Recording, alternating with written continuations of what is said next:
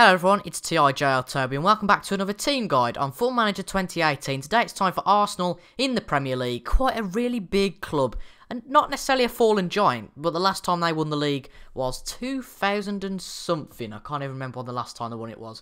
Was it the Invincible season? It was 03 to 04. So they haven't won it for quite a while, but obviously they've won quite a few trophies in the time between then and now, but they're in the Europa League at the moment, so really they haven't got Champions League football.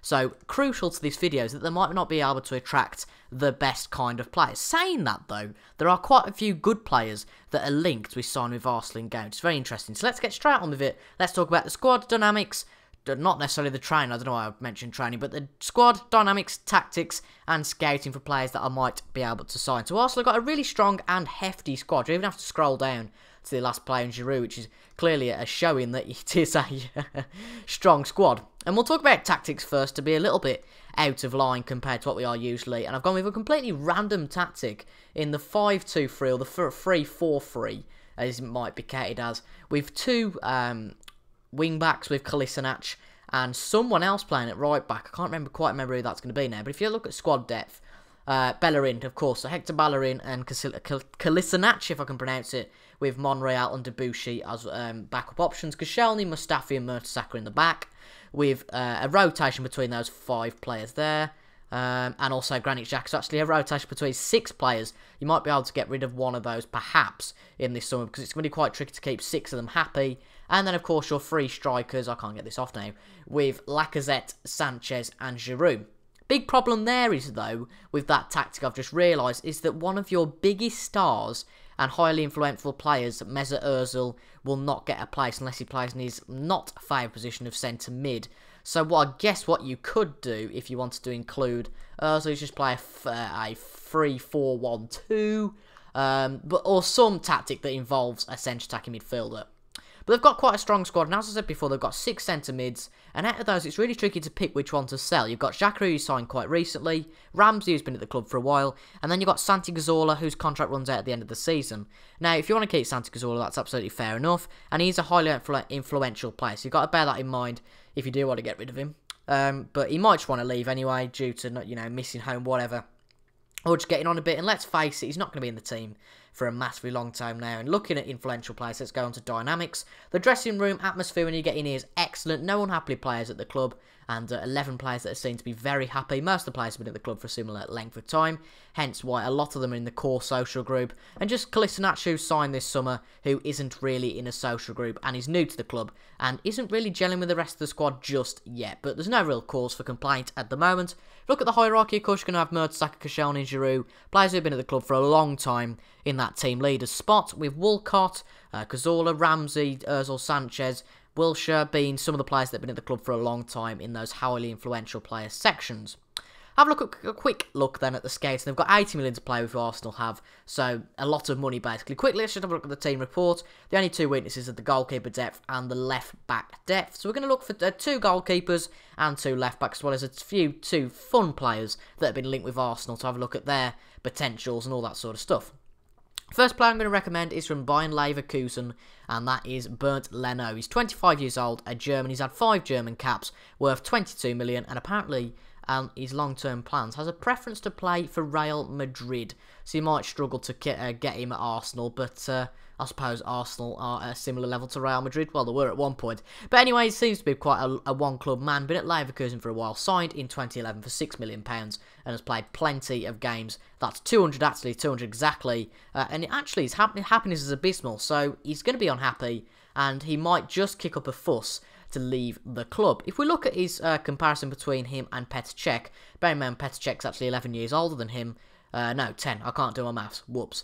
But bearing in mind Cech's 10 years older than me, he's really got some really solid stats. His shot stopping's better. His speed's a lot better. His eccentricity, I can only say it once, is a lot better than Cech.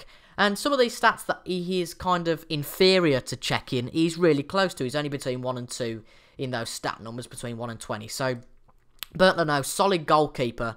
And then we've got the second goalkeeper, who we have in Tino Horn from Cologne, also in Germany. As you can see, these 2 players are really exactly the same in terms of it's not a heat map, is it? It's a comparison map thingy bob.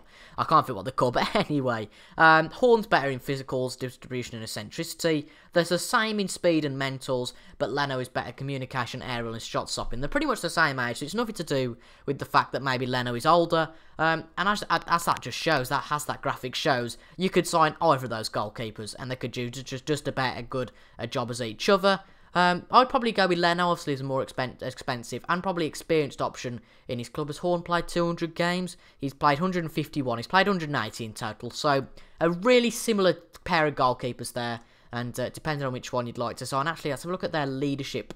Horn's 10 and Leno is also 10. So, you see what I mean about them being completely interchangeable? Exactly the same. We've gone for two similar left-backs as well in Jose Gaya and... or is it Haya? Is it Haya or Gaia? It's a bit like David De Gea, isn't it? Not David De Gea.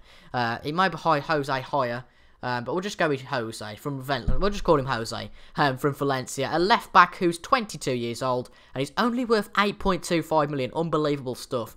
But I'm sure you'd have to pay a lot more to get him. Let's compare him with Kolasinac, who's of course the loose signing for Arsenal. And I haven't actually done this yet, but it's very much similar with Kolasinac coming out on top just, but Haya's, call him Jose, his vision, attacking and technical stats are better, but obviously the likes of the aerial stats, Kolasinac a lot better. Bear in mind, Kolasinac is 2 years older than Haya, but still, it's very impressive stats there. We compare Haya to the other one we've chosen, Jordan Lukaku from Roma, Lazio. It's very similar in that. Lukaku is just better in the aerial stats. It seems that Haya really has a negative aerial stats, which isn't too good. But as a left-back, maybe he might have a step back from the aerial side of it. He's got decent leadership, and we'd like to be captain at the club one day. So it might be tricky to get rid of him, but I'm sure you would be able to with the pair of Arsenal and the pair of the Europa League. The other striker, the other left-back, not the other striker I'd just like to go over. The other left-back is Jordan Lukaku. I signed him for Liverpool on my beta save, and he seems to be a really solid option. He signed for Lazio a few years ago from KV Ostend. I presume that's a Belgian club, and he played 78 goals for... 78 games for them. And he can play pretty much all across the left with fairly security, apart from... the left attacking mid. He's actually competent, but not too brilliant. His pace is stellar. His natural fitness is brilliant. His leadership is not great, and his vision's not great, but his work rate and teamwork, as well as strength. His physical stats, really, are the highlight, apart from his jumping reach. And as it describes there, he's a strong fullback. And out of the two, I'd probably sign Lukaku, because I've got experience with him. So I guess he's one of those players I could say, yeah, I know who Lukaku is. I've signed him before. So my advice would be to go to Lukaku. If you want to go higher, you can do. Let me know you do pick out those two in the comments. A few fun ones, obviously. Now you've got 80 million to play with. Julian Draxler, a player that's been heavily linked with Arsenal in previous years. He signed for Paris Saint-Germain last season for 35.5 million. Will you be able to draw him away from Paris Saint-Germain as a first-team player? I very much doubt it, but let's just appreciate Julian Draxler now. As a player, I'd probably say Sanchez is the best player in the Arsenal team, so let's compare the two of them. With Draxler being 5 years younger, obviously he's not going to be as good, but he's pretty much there.